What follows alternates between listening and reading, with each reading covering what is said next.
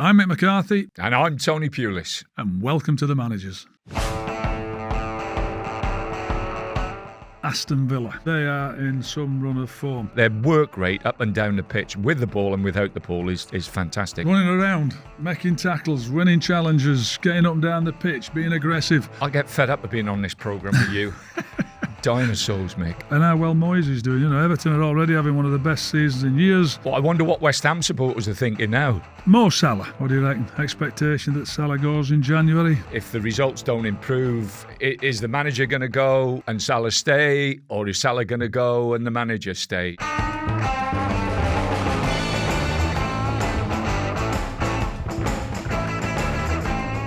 Welcome back to the show. Don't forget you can email us on hello@themanagerspod.com. And for all the links, you can head to themanagerspod.com. Right, Tone, lots to talk about, so let's get on with it. OK, Mick. First question. We have to start the show with the Premier League's form team, Aston Villa. I mean, they are in some run of form. That's after their statement 2-1 win over Arsenal at the weekend. Villa are third, just 3 points off Arsenal at the top. So, Tony, are the genuine contenders? Well, looking at the league at the moment, yes, but I'm absolutely convinced they won't win the title.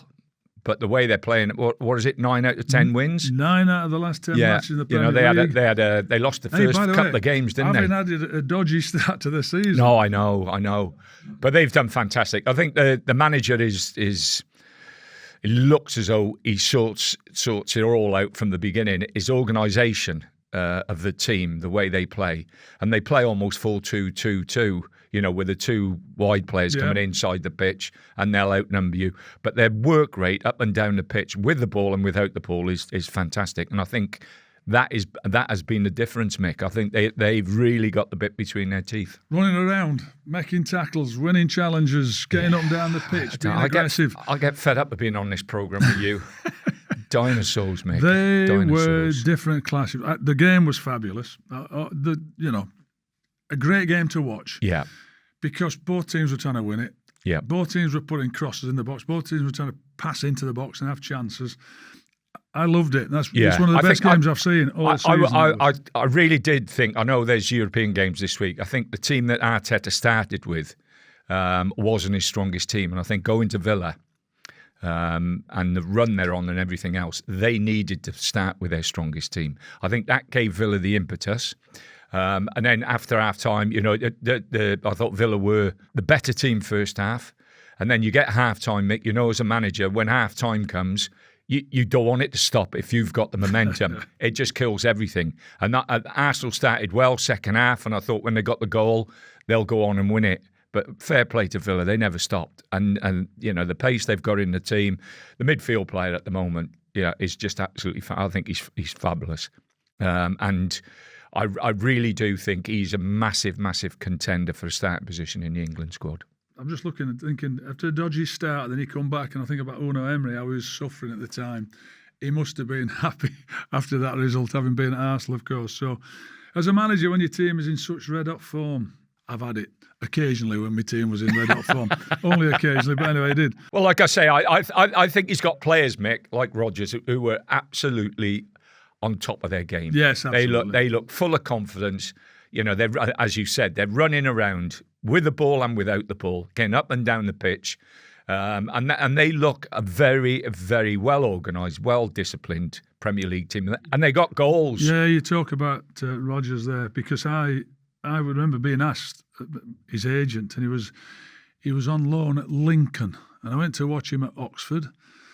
And he started one drift out of the game, didn't see. And then, of course, strange enough, I ended up inheriting him at Blackpool. Oh, brilliant. And you could see what a talented player he was. But he used to play out on the left. And I'm not taking any credit for it whatsoever. It's just so it happened. I played him up front. I played him up front. Yes. And he was different class in that game. Yeah. Played really. He needs to be in the middle where the ball is, not Yeah. hoping somebody's going to give him the ball. He's got a magnificent he's fabulous. ability to actually, in tight situations, manipulate the ball and his movement. People talk about players and the great players. The great players have also got great balance, Mick. He's a big, and by the way, he's a big old lad. That's what I mean. But his balance, Mick, is absolutely fantastic. But from being bought, I think it was from West Brom, to Manchester City, and then being loaned out to loads of places, and then he's found a home now where he looks completely happy, and he's fulfilling his potential. And I'm delighted for him because he is a lovely young fella. Villa's next 4 matches are West Ham, Man United at home, Chelsea away and Arsenal away. Well, it's just as well they've got the points in already. Good test. Good test. Win all 4. Yeah, good luck with that one. But you get that, don't you, in the league? When you've been doing well, we've got 9 out of 10, do we say?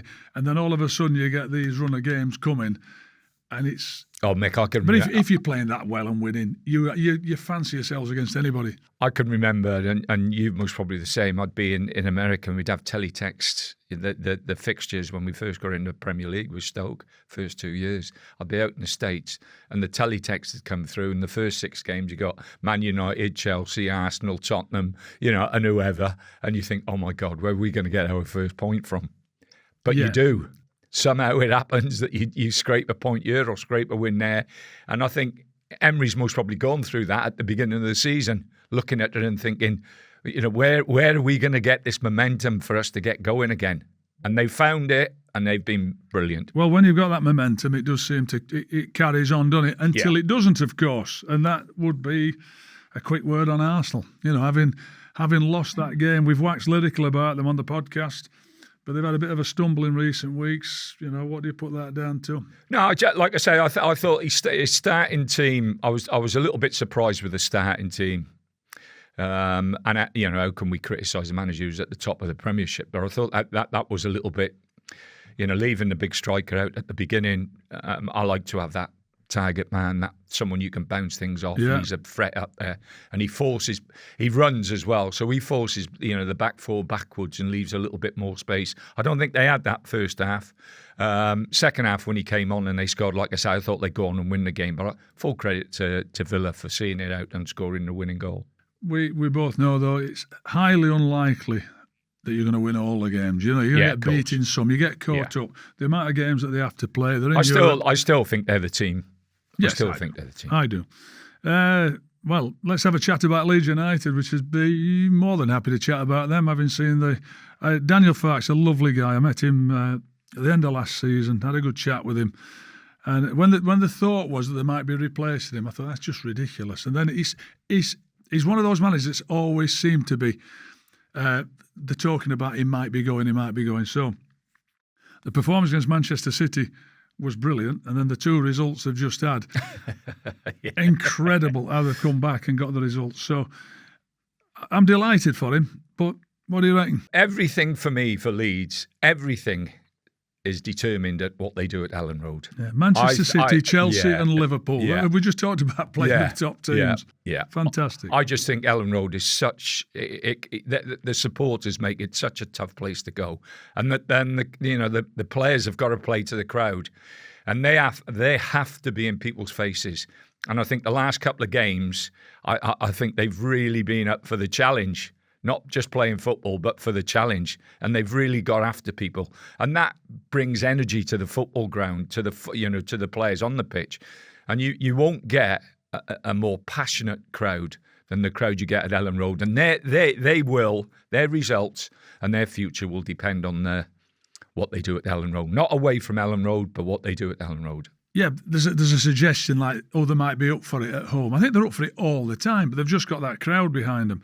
But they really had it with them. I mean, the 3 results that they've had, the 3 games they played, Man City, Chelsea and Liverpool, when you're having a go at them and not sitting back and not taking it, just letting the opposition play against you. The goals they scored were brilliant. One of them, the fantastic goal. Just one thing on that. I think they have dropped off a little bit, Mick. I think they've gone the 5, the 3 and the 2, and they've really condensed the space in their own half, and they've been a lot tighter as a team. There's a lot of talk about playing open and playing expansive football and this, that and the other. But what Leeds have done and what he's managed to do, and I don't know whether he's worked on it or talked about it, they've been a lot tighter in the middle of the pitch, and they've allowed teams to go outside of them. And as a coach, and I'm obviously more of a defensive coach than a forward coach, I'd always say to my teams, you've got to play inside the pitch. You've got to play inside the game. If the game's going to go outside you, it always gives you a chance to recover and get back in. But I thought, looking at them at the beginning of the season, they were very open.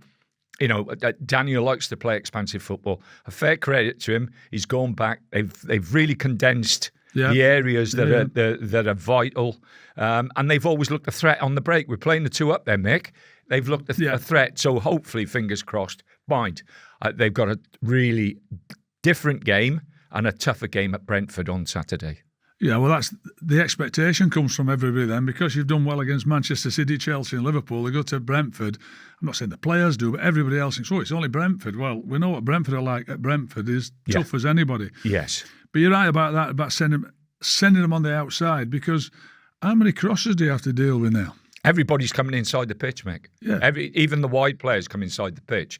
So you have to, again, as a manager, just saying things are going against you, you've got to find a way to win, haven't you? And that's what he's done. He's changed the shape, and fair play to him. And you know, fingers crossed over the season. Like I say, the most important thing for Daniel and for the players and the supporters is that they all get together and they make sure it's a difficult place to go anyway, but they make sure it's ultra difficult for opposition. And if they can squeeze, results at Elland Road and then pick 1 or 2 points up away from home, they've got a good chance. Well, the results at home will give them confidence, certainly, to play away. At Manchester City in the second half, they were excellent, except right at the very end, when we both know, we've been there, you get all to 2-2 and you're playing against one of the top teams, and you go, right, we've got to keep this now, as opposed to, I don't know what it is inherent. It's in your head somehow. You just suddenly end up being pushed back by them. And I think it's the emotional thing with the players. I think they the players get emotionally wrapped up in the support. The crowd are going mad. They're all over the place as the supporters, and unfortunately, the players were all over the place for the third goal. It was a really, really, again, they're playing through the pitch, through the middle of the pitch, where they should be in tight and not allow them to have that space. But thankfully for them, they end up getting the mentality, third goal. Though, isn't it, on the pitch. When you're behind, you're thinking, well,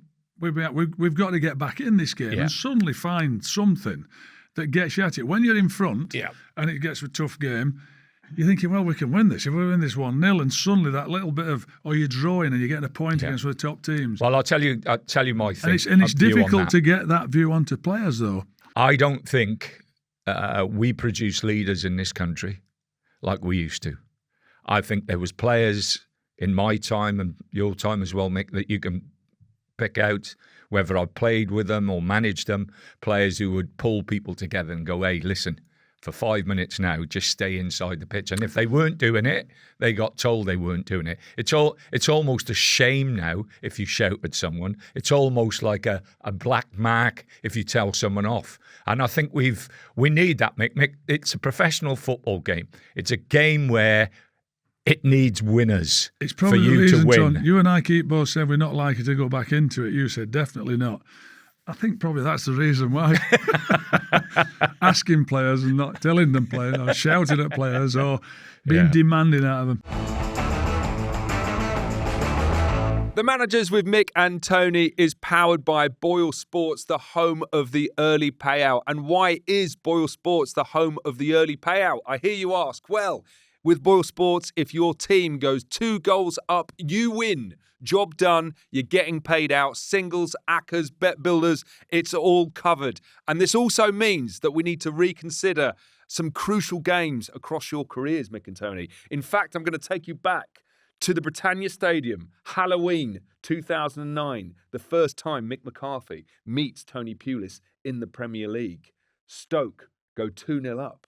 But Mick, your Wolves team come back, draw 2-2. And I'm sorry, Mick, I'm taking the point off you. Because of BOYLE Sports' new laws, I'm afraid Stoke won that game. Congratulations, Tony. Thank you. There you go. So get paid out as a winner if your team goes 2 goals ahead, even if they go on to win, lose or draw. 90 minutes only applies to singles and multiples. 18 plus, T's and C's apply. Back yourself with BOYLE Sports, the home of the early payout. Head to boylesports.com or download the app to find out more. Another manager that's been under pressure from the supporters in recent weeks, Tottenham head coach Thomas Frank, who he's a fabulous guy. He's had a wonderful time at Brentford. He's having it tough at Tottenham. But detractors have suggested Frank's tactics have been too negative for Spurs, which I find strange. A 2-0 win over Brentford, the irony of that, beating his old team at the weekend, has somewhat smoothed things over. Well, the Tottenham supporters criticised Ange for being too open and too free with his football. Thomas has come in and made him a bit tighter, and he's getting criticised now for being negative. How do you win? Where do you toss a coin up in the air? I'll tell you how you win. You beat the opposition, you score more goals than the opposition, and then you can do anything. Hides a multitude of sins, Mick. Hides a multitude. But supporters are supporters, and Tottenham will want it both ways. There's a few teams in the league, in that Premiership, who have got real high expectations and for years and years and years have never achieved what their supporters believe they should achieve. But do you think that's down to, like, the stadium is magnificent, the players that they buy, the money that they spend, everything that is it, you kind of turn up and expect more.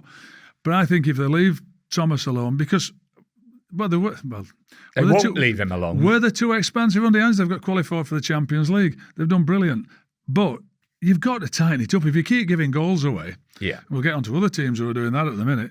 If you keep giving goals away, you're not going to win anything. Yeah, I think it's and with all the players they've got, you've always got a chance of scoring if you've got them good forward players. When he gets his strongest side together, then you can say which way he's going, which way he's not going. But as you've said, he's a good fella. I think he's an honest guy. He's a good fella. And fingers crossed they get the results now that eases that pressure a little bit on him. Yeah, I mean, the unfortunate thing was and how dangerous is it to lose the support? He's had a go at the supporters. Have a go at the supporters, for booing them. And as much as I guess we'd all like to do that when in a position they're doing it, it's probably not the... the supporters of, listen, there's... they turn up and pay their money for years and years and years. Families have turned it. Granddad's done it. Dad's done it. I'm doing it. I'm taking my kid there. Yeah. We've all come here. Yeah. What they don't want to hear from us as managers is us criticising them, because they'll still turn up when everybody else has gone. Yeah, totally agree. The managers come in, managers go. They'll still be going. They'll still be giving their hard-earned cash. So I get it with him. And it was probably... Did he do it in a nice way? I'm not so sure. How can he criticise in a nice way? But it's not the thing to do. I think that football's all about... I've said it before, and I'll say it again. It's all about the players and the supporters. Yeah. And you've got to keep that balance. You've got to be even with the players and even with the supporters. And if the players are not doing it, never mind how much you want to protect them... You have to give credit to the supporters turning up, as you say, week in, week out. So it's difficult, and maybe Thomas would have learned a little lesson there, because Tottenham's a lot different to Brentford, Mick. Yeah, so some of the fans are now criticising Thomas Frank, and perhaps suggesting he's not the right fit for Tottenham. Me personally, he's not been there long enough. He's got to find his feet. He's a great coach. He's a great guy. I think that's unwarranted at this moment in time. They should be allowed to get on with his job, because I think he's a terrific coach. What do you think? Well, I think you look across the road. How long has Arteta been at Arsenal? Brilliant answer. What is it? What is it now? 5 years, 6 years, or whatever he's been. He's been there that period, and now they're getting success.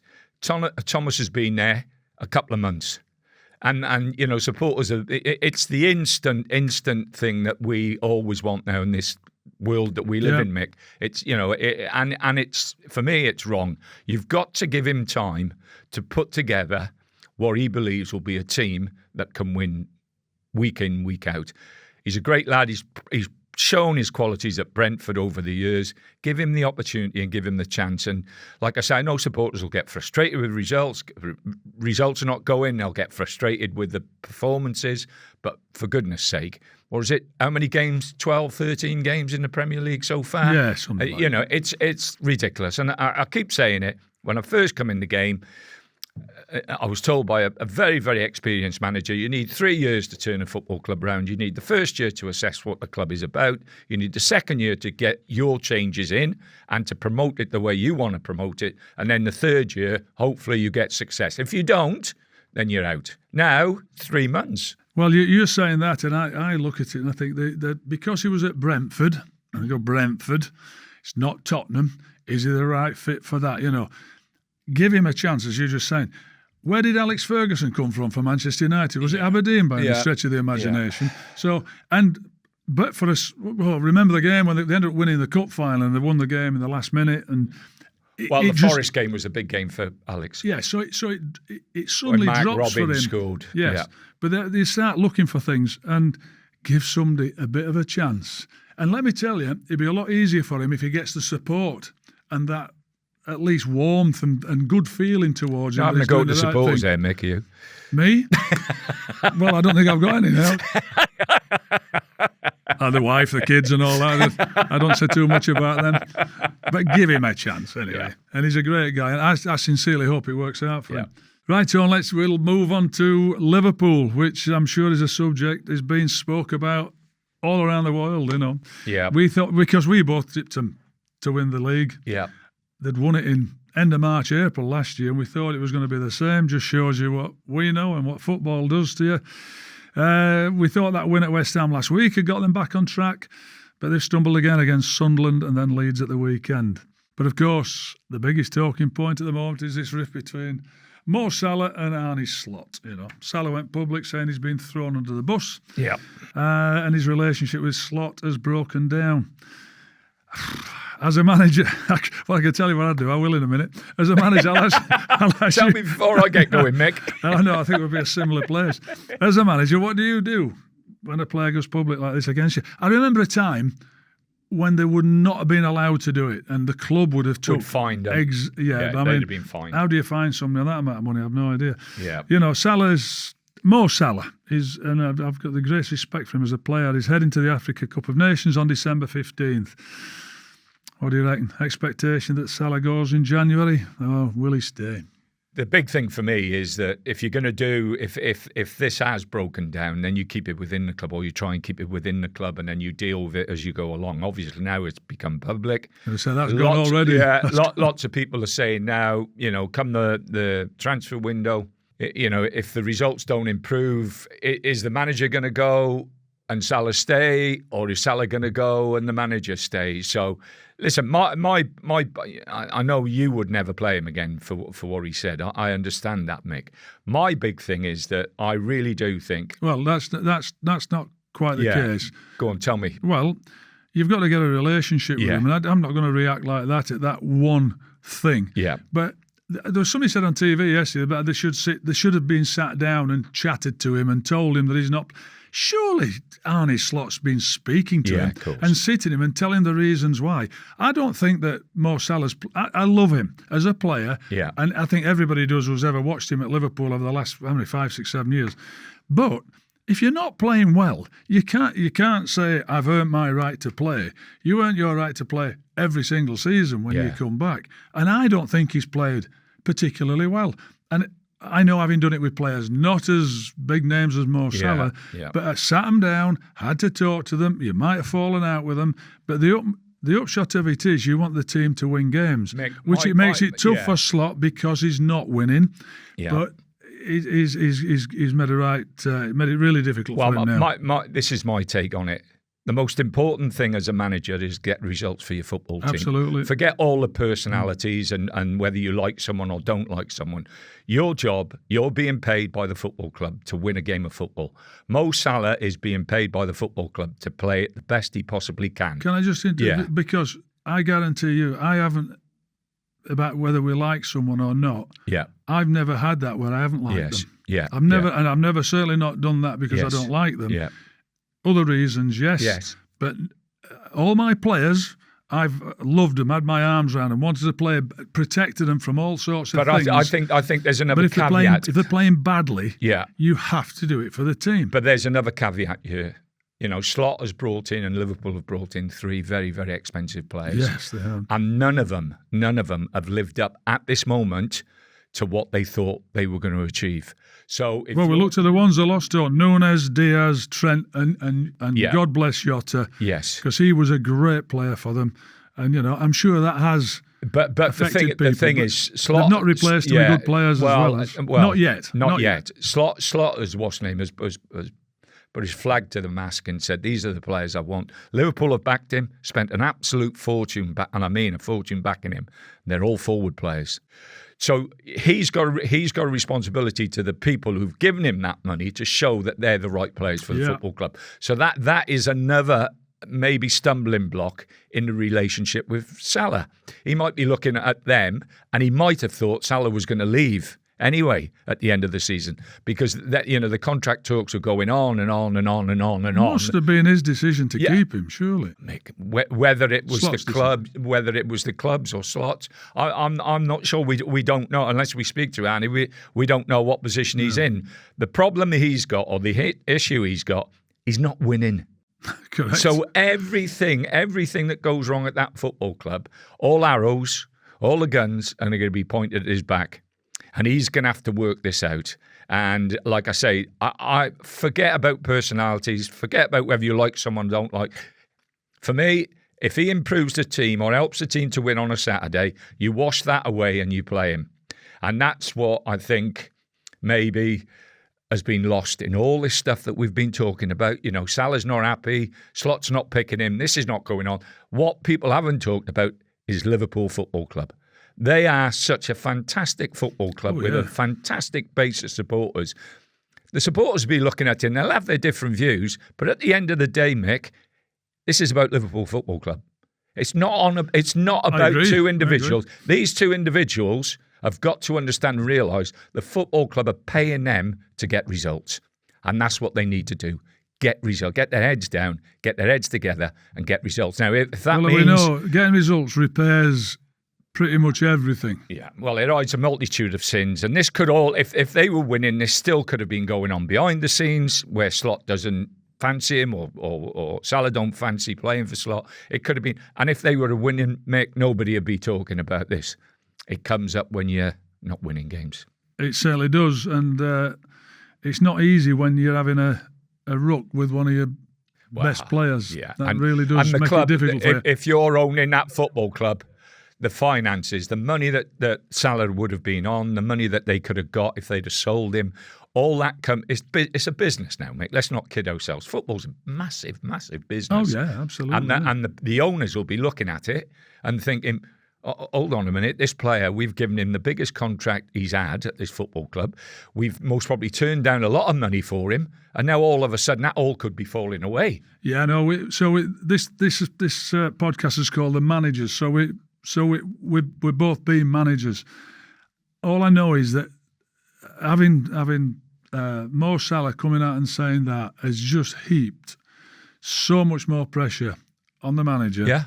Irrespective of results, just your relationship with one of the top players, which is going to make it incredibly difficult for him.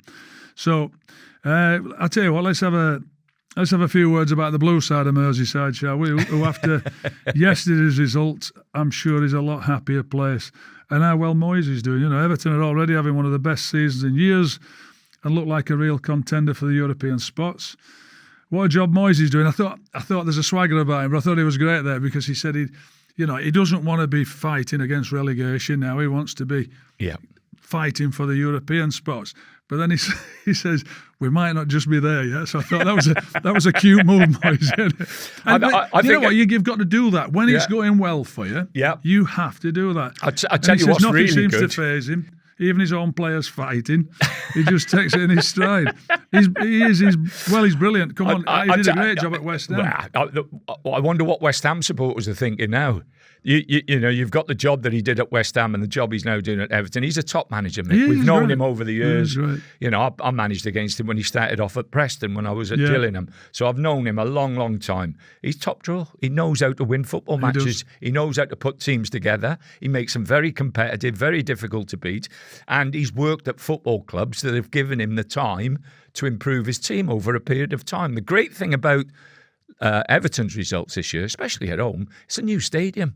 And when you get teams going into new stadiums, sometimes there's a bit of a blip in respect of results. He's washed that away, Mick, and everything else. He's done a fantastic job. Yeah, and I'm delighted for him because I've, like you, known him a long time, been very friendly with him. Players fighting, Tony. Have you got a story to tell? How you dealt with Ricardo Fuller and Andy Griffin fighting? Yeah, two very, very competitive people, whether they're on the pitch or off the pitch. And obviously the incident, everybody knows about the incident. It was very similar to what David had the other week. Rick gets sent off, and they've had a scuffle, and I know the two of them, the blood's boiling, everything else. So I got the kit man to go in straight away. Ricardo, I said, get him showered, get him out of the dressing room before the game ends, get him on the team bus, and get him at the back of the bus away from everybody. So, in case it was still festering. And you know what it's like, mate. You get emotionally involved in a game and your blood does boil. So I did that. I took him on. I made sure that Ricardo wasn't in the dressing room after the game. When the game finished, I had a quick chat with Andy, made sure he knew what I wanted him to do when we got on the bus and drove home. So he sat away from Ricardo, and then the next day we got together and we sorted it out. But they were okay. There was no problems afterwards. And I accepted that during the game, there was an argument. They both realised and recognised they shouldn't have done what they'd done. But it's football, Mick. It happens. I've had one or two rucks myself on the pitch with my own players and with I thought Moyes' quote was brilliant. Loads of the opposition. Shows they care. It shows they care. I know, brilliant. Anyway, second time round at West Ham. Moyes got them into Europe. Yeah, won a trophy. Chances are he could do that again at Everton. It'd be like I say, it's I know he's playing it down a little bit. Yeah, but he's always done that. Everywhere he's been, even when he had that really, really good side at Everton, he was always, I'm not sure we've got enough. I'm not sure we got this. We're not sure we got that. Well, that's maturity as well. Knowing the right thing to say, not getting carried away with it, and knowing full well he's got the players playing at a really high level. Yep. Yeah, delighted for him. I really am. The Managers with Mick and Tony is powered by BOYLE Sports, the home of the early payout. And why is BOYLE Sports the home of the early payout, I hear you ask? Well, with BOYLE Sports, if the team you back goes 2 goals up, you win, job done, you're getting paid out. Singles, ACCAs, bet builders, it's all covered. And this means we need to reconsider a crucial game in your career, Tony. I'm talking, of course, about the 1999 playoff final when your Gillingham team were 2 goals up with 5 minutes to play.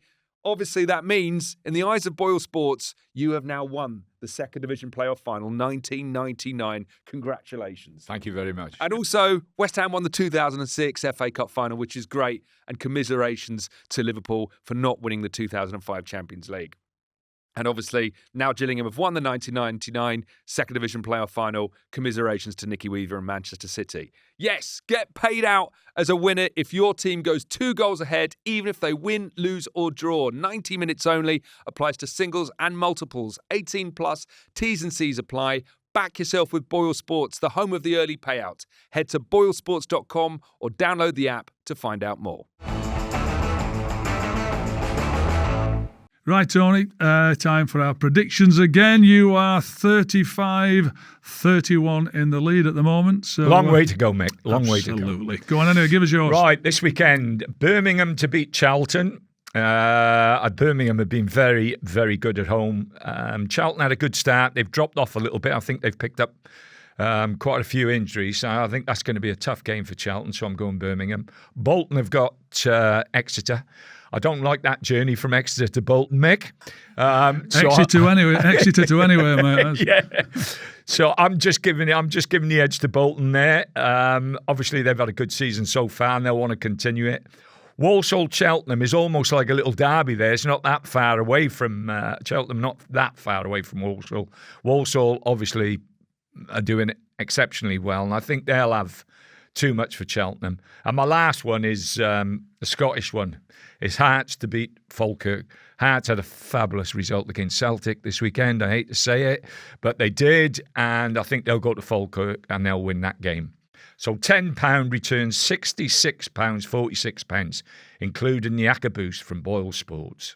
Right, we'll see how you get on to on mine. I've got, I'm sorry for the Wolves, but I've got Arsenal to beat Wolves. I mean, Arsenal, despite the fact they lost to Villa the other day, I still thought they were terrific. I know they'll be in Europe, but Wolves are down at the bottom of the league with 2 points. I was there on Wednesday night. Nottingham Forest beat them. It wasn't a great performance. So for them to go back and beat Arsenal, I just can't see that happening at all. Celtic to beat St Mirren. I know they've had a change of manager. I know they lost their Hearts at the weekend, but they've got to have too much for St Mirren in the League Cup. So, and I'm always going to back Celtic to win anyway. Cardiff to beat Doncaster. A bit like your trip from Exeter to Bolton, was it? It's another long old trip. Doncaster not doing great. Cardiff have been flying. They seem to have a really good home record. Well, I've been there. I know it's how difficult to play there. Cardiff to beat Doncaster. And then I've got Swindon to beat Bristol Rovers. Ollie is doing a great job. That's not too far away either, is it? Swindon and Bristol Rovers. Is that a local derby, can we call it? But anyway, Swindon to beat Bristol. I think Ollie's team will have too much for Bristol Rovers. £10 returns, £56.25p, including the Acca boost from BOYLE Sports. Anyway, that's it for this week. Don't forget, if you want to email us, do that. Email us on hello@themanagerspod.com. Any questions, any thoughts, hello@themanagerspod.com. We'll see you next week. Thanks, Tom. Cheers, Mick.